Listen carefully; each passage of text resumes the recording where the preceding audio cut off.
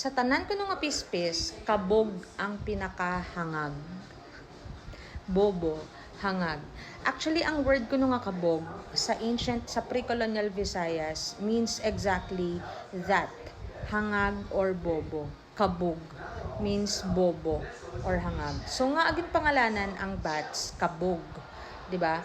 This is the story. Sa una ko nga panahon, ang mga pispis, biskan ano lang ila kaunon.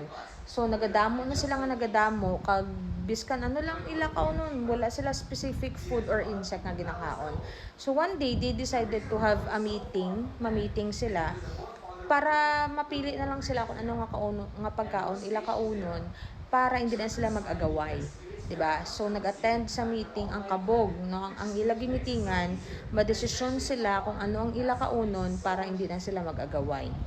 Sang time na kuno sang dako nga kabog, magpili ko na nung iya kaunon, ang iya kuno ginpili nga prutas nga kaunon is ang tabigi.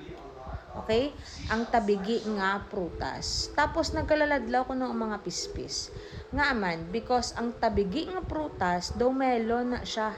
Gamay-gamay lang sa kuno tayo sa melon nga prutas. Pero ang iya kuno liso sa sulod, grabe ka dako.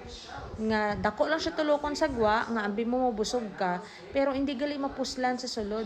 Kay dako-dako ang mga liso. Gamay-gamay ang unod. Okay?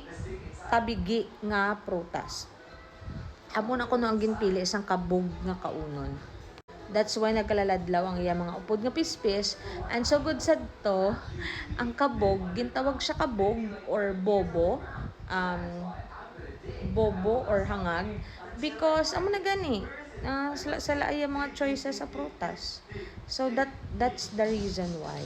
Sa tanan ko nga pispis, ang kabog ang pinakahangag. Tungod lang kay sa prutas ang ginpili nila kaunon.